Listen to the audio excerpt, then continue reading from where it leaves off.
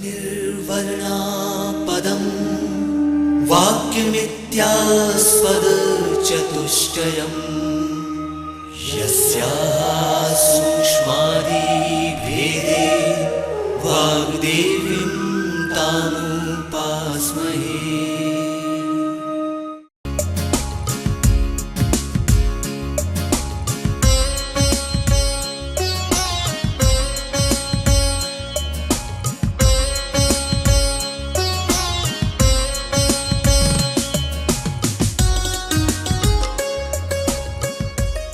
मध्य प्रदेश भोज मुक्त विश्वविद्यालय की बीए द्वितीय वर्ष, बीएससी बीकॉम द्वितीय वर्ष के आधार पाठ्यक्रम के अंतर्गत महिला सशक्तिकरण प्रश्न पत्र से संबंधित व्याख्यान के संबंध में आज की कक्षा में आप सभी का स्वागत है। विद्यार्थियों, आज की इस कक्षा में हम महिला सशक्तिकरण के आयाम, शैक्षिक सशक्तिकरण एवं राजनीतिक सशक्तिकरण, educational and political empowerment, Bharat में महिलाओं की सशक्तिकरण की प्रक्रिया के इन आयामों पर अपनी चर्चा केंद्रित करेंगे। विद्यार्थियों, आज के इस व्याख्यान में आप समझ सकेंगे कि शिक्षा सशक्तिकरण का एक महत्वपूर्ण आयाम है। भारत में महिला सशक्तिकरण की जो प्रक्रिया है, इस प्रक्रिया में अवरोध कौन से हैं और शासन किस तरह से इस प्रक्रिया को बल दे रहा है कि महिलाएं शिक्षा में आत्मनिर्भरता हासिल कर सकें। इसके साथ ही सशक्तिकरण के राजनीतिक आयाम से क्या अभिप्राय है, महिलाओं की राजनीतिक सहभागिता को बढ़ाने के लिए शासन के द्वारा किए जा रहे प्रयासों के बारे में आप समझ विकसित कर सकेंगे।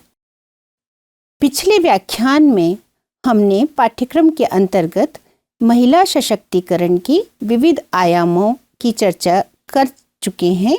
जैसा कि आप जानते हैं कि महिला सशक्तिकरण एक ऐसी प्रक्रिया है जिसमें महिला अपने आत्मगौरव के साथ को प्राप्त कर सके, निर्णय ले सके, सहभागिता कर सके, लेकिन किसी एक क्षेत्र में नहीं। इसके अलग अलग आयाम हैं। तो हमने सामाजिक, आर्थिक, धार्मिक आयाम की चर्चा पूर्व के व्याख्यान में की है। आज हम इसी कड़ी में आगे चर्चा करने जा रहे हैं। विद्यार्थियों, जैसा कि आप सभी जानते हैं कि शिक्षा हमारे जीवन में एक तरह से रचनात्मकता में वृद्धि करने, अपने अधिकारों की जागरूकता में वृद्धि करने और अपने आसपास के परिवेश के बारे में समझ विकसित करने में सहायक होती है। और जब कोई महिला शिक्षित होती है तो वो न केवल अपने जीवन का बल्कि अपने परिवार और राष्ट्र के प्रति भी अपने योगदान को दे सकती है। हमारे जितने भी समाज सुधारक हुए हैं, उन्होंने कहीं ना कहीं इस बात को ज़रूर अपने उस उद्बोधन में कहा कि महिला जो है वो परिवार की चूंकि एक केंद्रीय इकाई है, इसलिए यदि महिला शिक्षित होगी तो परिवार भी, बच्चे भी शिक्षित होंगे और एक अच्छा वातावरण बनेगा। लेकिन जैसा कि हम सभी जानते हैं कि महिला किसी भी समाज की आबादी का आधा हिस्सा है। तो यदि महिला स्वस्थ होगी, जागरूक होगी, समझ विकसित करेगी, तो वो राष्ट्र के योगदान में वृद्धि कर सकेगी।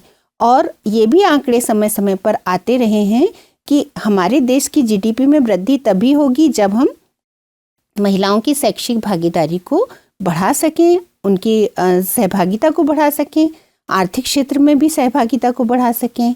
विद्यार्थियों, हम किस स्थिति में आगे बढ़ चुके हैं, महिला की शिक्षा की स्थिति कैसे आगे बढ़ी, इस पर अगर हम एक नज़र डालें तो हमें यह समझ में आता है कि 1951 के जो आंकड़े थे जनगणना के, भारत में आज़ादी मिलने के बाद क्या स्थिति थी।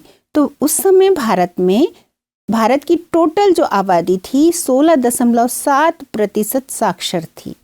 इसमें हम देखें तो पुरुषों की साक्षरता महिलाओं की तुलना में अधिक थी। 24.9% पुरुष साक्षर थे और महिलाएं सिर्फ 7.3% महिलाएं ही साक्षर थीं। लेकिन जब हम देखते हैं कि 2011 की जनगणना की स्थिति में हम क्या पाते हैं, चूँकि अभी 2021 की जनगणना के आंकड़े अभी तक उस कार्यवाही में आगे नहीं बढ़े हैं, तो हमें 2011 की स्थिति में जानना होगा। उस समय देश की साक्षरता दर 74.4% पहुंच गई, जिसमें 82.4% पुरुष और 65.46% महिलाएं साक्षर हो गईं। तो तात्पर्य यह है कि शिक्षा में महिलाओं की भागीदारी तो बढ़ रही है। अब इसको बढ़ाने के लिए सरकार किन किन योजनाओं का सहारा ले रही है, इसको हम अगली इकाई में समझेंगे। लेकिन वास्तविक स्थिति यह है कि शिक्षा में महिलाओं की नामांकन में वृद्धि हुई है। हम अखिल भारतीय जो शिक्षा सर्वेक्षण होता है, इसकी रिपोर्ट के हवाले से यह बात सामने आती है कि महिलाओं के नामांकन में वृद्धि हुई है और विज्ञान में भी उनकी वृद्धि को दर्ज किया गया है, विज्ञान विषय समूह में। लेकिन फिर भी जो ग्रामीण क्षेत्र की महिलाएं हैं, उनमें शिक्षा का प्रतिशत साक्षर तो हुई है निस्संदेह, पर उच्च शिक्षा तक पहुंचते पहुंचते शिक्षा पूरी नहीं करने का जो एक तरीका उनके जीवन में विकसित हो जाता है, वो क्यों? यदि हम इस पर विचार करें या यह भी सोचें कि हमारे जो आंकड़े हैं उसमें महिलाएं इतनी पीछे क्यों रहती हैं, तो दरअसल हमारी जो समाजीकरण की प्रक्रिया है, जिसमें कि हमें अपनी भूमिका का निर्वाह करना परिवार में सिखाया जाता है, इसमें त्याग, संयम, इस तरह के मूल्यों को ज़्यादा प्राथमिकता दी जाती है। तो महिलाओं की जिम्मेदारी क्या हो जाती है कि वे अपने दायित्व में क्या शामिल करें, जो परिवार की भूमिकाएं हैं, छोटे भाई बहनों की देखभाल करना है, या घर में जितने भी काम होते हैं, खाना बनाने से लेके आगे जितने भी घर की देखभाल करने के लिए, बुजुर्गों की देखभाल करने के लिए, माता पिता के जो भी दायित्व हैं, उनमें लड़कियों का घर की भूमिकाओं में ज़्यादा हिस्सा होता है। और यह भी देखने में आया है कि जो स्कूल हैं वो अपने स्थान से दूर होते हैं, निवास स्थान से, और वहाँ पर्याप्त मात्रा में आधारभूत संरचना का अभाव होता है। महिला शिक्षकों की तुलनात्मक रूप से कमी होती है, इसलिए जो अवरोध पैदा होते हैं वो बालिका शिक्षा को आगे बढ़ने से रोकते हैं। लेकिन इसके बाद हम देखते हैं कि सरकार ने देखा कि जब कुछ विशेष क्षेत्र में महिला की शिक्षा में अवरोध पैदा हो रहा है, तो सरकार ने जो है आगे इस तरह के कानून भी पास किए, जिनसे कि हमें जहाँ शिक्षा से वंचित करने की बात थी, वहाँ उसको मौलिक अधिकार के रूप में प्रदान कर दिया।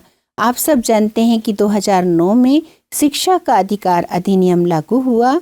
इस अधिनियम के बाद भारतीय संविधान के अनुच्छेद 21(1) के तहत 6 से 14 वर्ष तक के बच्चों को निःशुल्क और अनिवार्य शिक्षा का प्रावधान किया गया। तो ये एक मौलिक अधिकार बन गया। अब कम से कम इतनी शिक्षा तो प्राप्त करना ही है, और यह जिम्मेदारी अभिभावकों की भी डाली गई और स्थानीय निकाय के जो भी प्रतिनिधि हैं, इन सब को निगरानी के बतौर यह सुनिश्चित करना है कि कोई भी पढ़ाई से छूटे ना। तो शासन का यह एक प्रयोग जो भी है, अधिकार हमारे मौलिक अधिकारों में शामिल करना, हम सबको साक्षर बनाने की दिशा में मील का पत्थर साबित हुआ। आगे हम देखते हैं कि शासन ने क्या किया कि जो देखिए हमारे समाज में क्या है कि एक तरह का श्रेणी में जाति के आधार पर भी अंतर है और वर्ग के आधार पर भी अंतर है। तो जाति के आधार पर जो संस्तरण में नीचे समझी जाने वाली जातियां हैं, इनकी कार्य संस्कृति के आधार पर बहुत पिछड़ापन है। तो इसको दूर करने के लिए सरकार ने जो अनुसूचित जाति जनजाति की छात्राएं हैं, इनके लिए अलग से छात्रावास, छात्रवृत्ति, और इसके अलावा सभी छात्राओं के लिए क्या किया कि कुछ ऐसे जब युवा हो जाती है, किशोर अवस्था से छात्रा को कुछ ज़रूरत होती है, जैसे सैनिटरी नैपकिन मिलना, तो इसकी मशीनें स्कूलों में लगाई गई हैं। फिर छात्राएं अपने को अंदर से मजबूत बनाएं, तो आत्मरक्षा के प्रशिक्षण भी शिक्षण संस्थाओं में दिए जा रहे हैं। तो इस तरह से शासन के द्वारा किए जा रहे प्रयासों के माध्यम से न केवल उनकी समावेशी शिक्षा की दिशा में हम आगे बढ़ रहे हैं, जैसा कि राष्ट्रीय शिक्षा नीति का लक्ष्य भी है, और इसके पहले नई शिक्षा नीति में भी बालिकाओं की शिक्षा पर जोर दिया था।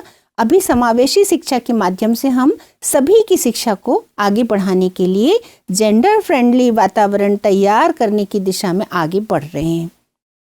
विद्यार्थियों, इसके साथ हम देखते हैं कि कुछ विषयों में लड़कियों की भागीदारी कम हुआ करती थी, तो सरकार ने विज्ञान ज्योति जैसी स्कीम को लॉन्च किया, जिसमें जो है छात्राओं को साइंस, टेक्नोलॉजी, मैथ्स, इंजीनियरिंग जैसे विषयों में आगे बढ़ने के लिए रुचि पैदा हो सके, इसके लिए प्रयास किए। और सरकार का जो नवाचारी पहल है वो क्या है? Digital India platform. अब आप देखिए, आपके मोबाइल में आप स्वयं प्रभा चैनल को भी, ऐप जो है इसका स्वयं प्रभा का, इसको भी स्वयं के ऐप को भी डाउनलोड कर सकते हैं। और इसके अलावा ई पाठशाला के अंतर्गत स्वयं प्रभा चैनल, दीक्षा पोर्टल, इनसे जुड़ी तमाम सुविधाओं को हासिल कर सकते हैं। 24x7 मतलब 24 घंटे 7 दिन तरह तरह के पाठ्यक्रम चलाए जा रहे हैं और इन पाठ्यक्रमों में बार बार उसको रिपीटेशन किया जाता है दिन में, ताकि आप उसको देखकर सुन सकें। जब आपको समय हो तब आप सुन सकें, अपनी रुचि के विभिन्न पाठ्यक्रमों से जुड़ सकते हैं, प्रतियोगी परीक्षाओं की तैयारी कर सकते हैं। और इसके अलावा जो वेब पोर्टल हैं, जैसे आप स्वयं का वेब पोर्टल, इस पर जा सकते हैं। नेशनल डिजिटल लाइब्रेरी ndl.gov.in, इस पोर्टल पे भी आप जाकर लाइब्रेरी की सुविधा ले सकते हैं। तो स्वयं प्रभा के चैनल से जुड़कर दूर दराज में जो गांव में रहने वाले विद्यार्थी हैं, वो भी विभिन्न पाठ्यक्रमों का जो है लाभ ले रहे हैं और वेब पोर्टल पर जाकर वीडियो को देखकर वो अपने ज्ञान को बढ़ा रहे हैं। अब हम देखते हैं कि इतना तरक्की हो चुकी है इस दिशा में कि जो छात्राएं हैं उनकी अभी नामांकन की स्थिति, अखिल भारतीय जो सर्वेक्षण आया शिक्षा मंत्रालय का, उस सर्वेक्षण में हमने क्या पाया कि जो लड़कियां हैं इनका एनरोलमेंट साइंस, टेक्नोलॉजी, मैथ्स वाले जो विषय समूह हैं इनमें लड़कों की तुलना में ज़्यादा हो गया। तो ये एक अच्छी पहल है और नामांकन में भी वृद्धि हो रही है। इसके साथ साथ में हम क्या जान सकते हैं कि हमारे देश में, जैसा कि पिछले व्याख्यानों में आपने यह समझा था कि महिलाओं की भागीदारी भारत में हर क्षेत्र में बढ़ रही है। अंतरिक्ष में जो जितना भी सैटेलाइट को भेजने का कार्यक्रम हो, किसी तरह के जो आविष्कार की बात हो, तो हम देखते हैं कि महिला वैज्ञानिक बहुत आगे बढ़ रही हैं। तो सरकार ने ओवरसीज फेलोशिप योजना 2017-18 में शुरू की थी और इस योजना का उद्देश्य क्या था कि जो महिला वैज्ञानिक हैं भारत की, वो आगे अंतर्राष्ट्रीय सहयोगी अनुसंधान को प्राप्त करके कुछ नया प्रयास कर सकें। तो इस दिशा में हम देखते हैं कि भारत ने दुनिया में अपनी पहचान को बनाया है और आप सब भी अपने पिछले व्याख्यानों के माध्यम से और खुद भी अपने स्वयं के अध्ययन से यह समझ सकते हैं कि भारत में किस तरह से जो है महिला वैज्ञानिक प्रगति कर रही हैं। आगे हम देखते हैं कि जो शिक्षा के बाद, नामांकन में वृद्धि होने के बाद, अब हम देखते हैं कि राजनीतिक क्षेत्र में सशक्तिकरण की बात जब हम करते हैं तो क्या है इसका मीनिंग है, किसको कहेंगे हम राजनीतिक सशक्तिकरण? दरअसल सत्ता, शक्ति और अधिकार का प्रयोग, निर्णय लेने और निर्णय को प्रभावित करने की क्षमता का विकास। ये राजनीतिक संस्थाओं में जब जो प्रतिनिधि के बतौर महिला अपनी भागीदारी करती हैं, वोट लेने का अपना अधिकार, कितना हमें सहभागिता करना है, कैसे हम निर्णयों को प्रभावित करें और प्रभावित करने के साथ साथ हम खुद लें भी, कैसे निर्णय लें और उसको सामने वाले को समझा सकें कि ये पक्ष जो है महिलाओं के हित में है, समाज के हित में है, देश के हित में है। तो इस तरह का जो सशक्तिकरण होगा वो राजनीतिक सशक्तिकरण होगा। आप सभी जानते हैं कि हमारे देश में हमारा जो प्रथम नागरिक के रूप में पहचानी जाने वाली महामहिम द्रौपदी मुर्मू हमारी राष्ट्रपति हैं। इसके पहले माननीय प्रतिभा देवी सिंह पाटिल भी रह चुकी हैं, इंदिरा गांधी भी प्रधानमंत्री रह चुकी हैं और तमाम जो राजनीतिक मंच पर चेहरे आपको दिखाई देते हैं महिलाओं के, उन्होंने अपनी भारतीय राजनीति को विश्व के सामने विभिन्न चुनौतियों का सामना करते हुए भी एक पहचान को स्थापित किया। तो ये हम सभी जानते हैं कि महिलाएं हर क्षेत्र में अपना दखल रख रही हैं, लेकिन वास्तविक स्थिति क्या है इस पर भी हमें एक नज़र डालना चाहिए। विद्यार्थियों, भारत एक संप्रभु गणराज्य है। आप सभी जानते हैं कि हमारा संविधान बना, इसके बाद जो पहले आम चुनाव हुए थे वो 1952 में हुए थे। उस समय भी महिलाएं वोट देने का अधिकार तो शुरू से ही प्राप्त था, तो उन्होंने अपना प्रतिनिधित्व लेकिन कैसे आगे बढ़ाया, तो ये स्थिति हमें थोड़ी कमज़ोर समझ में आती है। हम देखते हैं कि 1952 के चुनाव से 2004 तक लोकसभा में महिला सांसदों का प्रतिशत मात्र 5 से 10% के बीच में रहा। 2014 में इसमें मामूली वृद्धि हुई, 12% तक हुआ और 19 में थोड़ा सा बढ़ा। अब हम देखते हैं कि 18वीं लोकसभा का जो स्थिति है उसमें लगभग हम 14% की भागीदारी की स्थिति में पहुंच सके हैं। तो महिलाओं का जो भागीदारी है इसमें आगे हम देखते हैं तो विधानसभा और जो राज्यसभा, इन सब में अगर भागीदारी को देखें तो हम स्थिति में बहुत तुलनात्मक रूप से पुरुषों की तुलना में भागीदारी का प्रतिशत बहुत कम है। वर्तमान संदर्भ में यदि हम देखें तो अभी 74 सांसद ही सिर्फ लोकसभा में हैं, 31 सांसद राज्यसभा में हैं और 7 मंत्री केंद्रीय कैबिनेट में हैं। इसके अलावा हम जब राज्यों के बारे में विचार करते हैं कि महिला प्रतिनिधियों की भागीदारी अलग अलग राज्यों में कैसे है, तो फिर हमें यह समझ में आता है कि भारत में अधिकांश राज्यों में महिला प्रतिनिधियों का जो प्रतिशत है वह 10% से भी कम है। बहुत थोड़े से राज्यों में 10% से भागीदारी अधिक है। तो यह एक विचारणीय प्रश्न है कि महिलाओं की भागीदारी राजनीतिक क्षेत्र में इतनी कम कैसे? तो क्या इसके लिए सरकार ने प्रयास किए? लेकिन एक और हम देखते हैं कि स्थानीय जो प्रतिनिधित्व है, लोकल बॉडीज़ जो हैं, उसमें थोड़ा महिलाओं का प्रतिशत बढ़ चुका है। कैसे बढ़ा है? आप सब जानते होंगे कि भारत में 73वां संविधान संशोधन विधेयक जब पास हुआ 1992 में, तो 1993 से जब यह अधिनियम पारित हुआ, इसमें स्थानीय निकायों में, पंचायती राज संस्थाओं में 33% मतलब 1/3 जो है पद महिला प्रतिनिधियों के लिए आरक्षित किए गए। लेकिन आगे चलकर हम देखते हैं कि इसमें अधिकांश राज्यों ने 50% आरक्षण भी लागू कर दिया। मध्य प्रदेश उसमें से एक है। वर्तमान में हम पंचायती राज संस्थाओं में जब प्रतिनिधित्व की बात करते हैं तो 46% महिला प्रतिनिधि इसमें अपना हिस्सा दे रही हैं, मतलब भाग ले रही हैं। 14.5 लाख करीबन महिलाओं की भागीदारी है। तो सरकार इस दिशा में प्रयास कर रही है कि आगे महिलाओं को लाएं, लेकिन जो ग्रामीण क्षेत्र में महिला प्रतिनिधि हैं, इनमें दरअसल इनके जितने भी शोध हुए, उन शोध निष्कर्षों से यह सामने आया कि शिक्षा का एक बड़ा सरोकार है सहभागिता से। जो राजनीतिक प्रतिनिधि शिक्षित थीं, उन्होंने अपने निर्णय को लिया और प्रभावित भी किया। लेकिन अधिकांश मामलों में देखने में क्या आया कि जो महिला प्रतिनिधि हैं उनके परिवार वाले निर्णय लेते हैं। तो सरकार इसके लिए अब क्या कर रही है कि इनको समय समय पर प्रशिक्षण भी प्रदान कर रही है।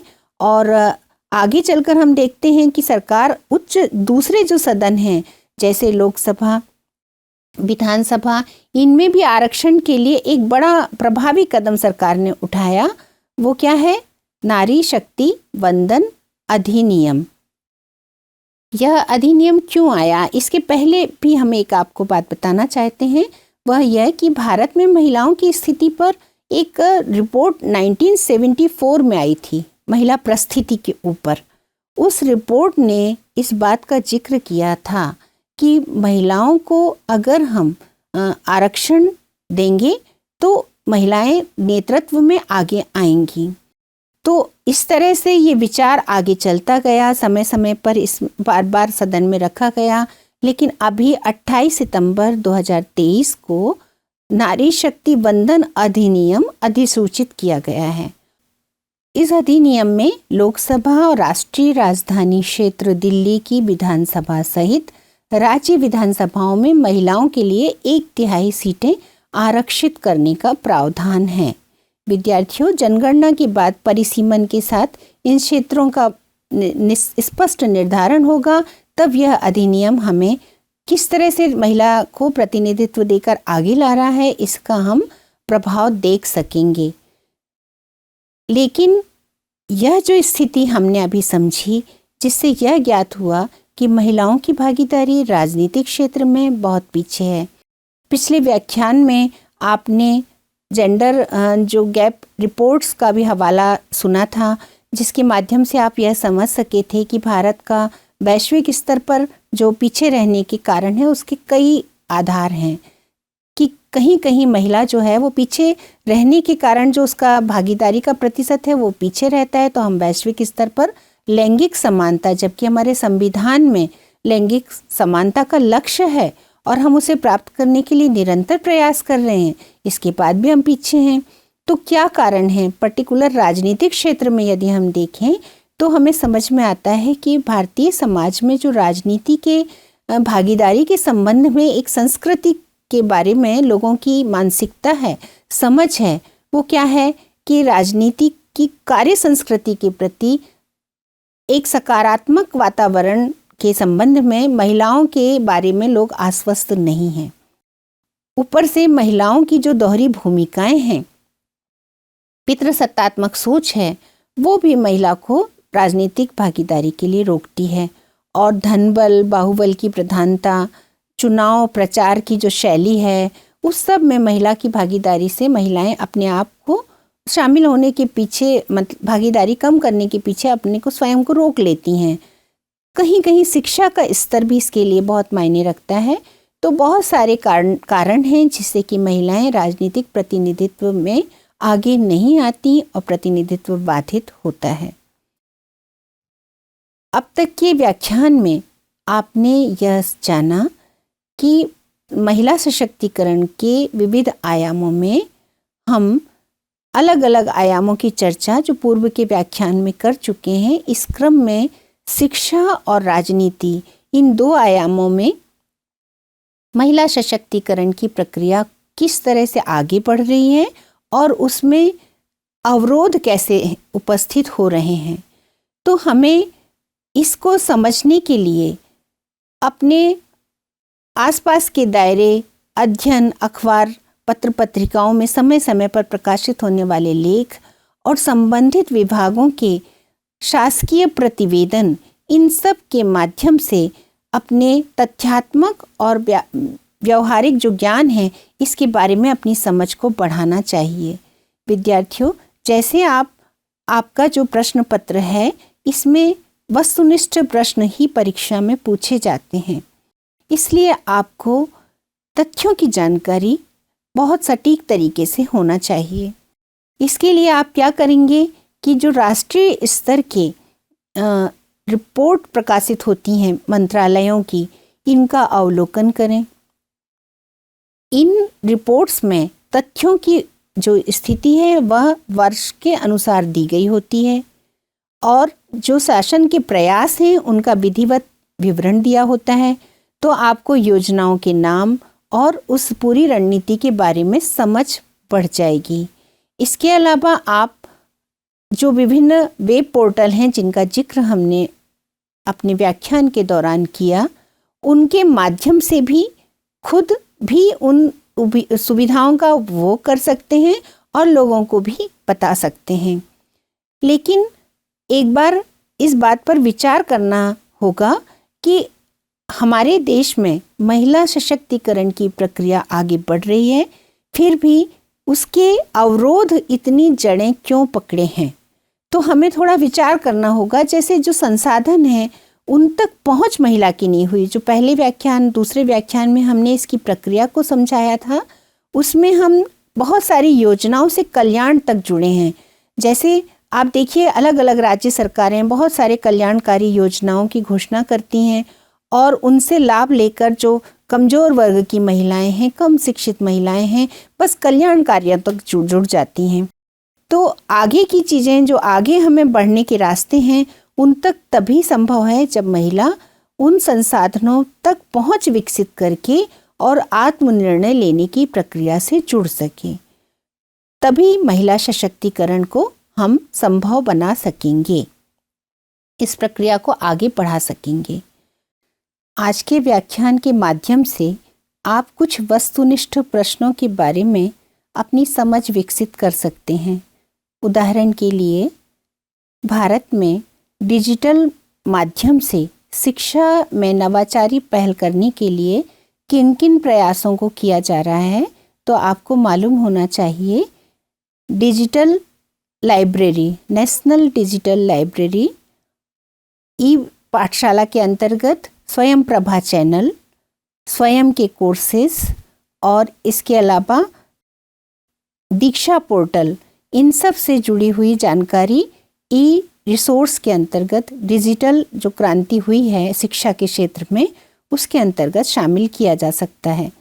इसके साथ साथ महिलाओं में शिक्षा में आगे भागीदारी बढ़ाने, साइंस टेक्नोलॉजी के क्षेत्र में उनकी दखल को बढ़ाने के लिए स्कूल शिक्षा में हम देखें तो 9वीं से 12वीं तक की जो छात्राएं हैं, इनको विज्ञान समूह में भागीदारी बढ़ाने के लिए जिस योजना को लागू किया गया, वह कब लागू हुई और उसका नाम क्या है?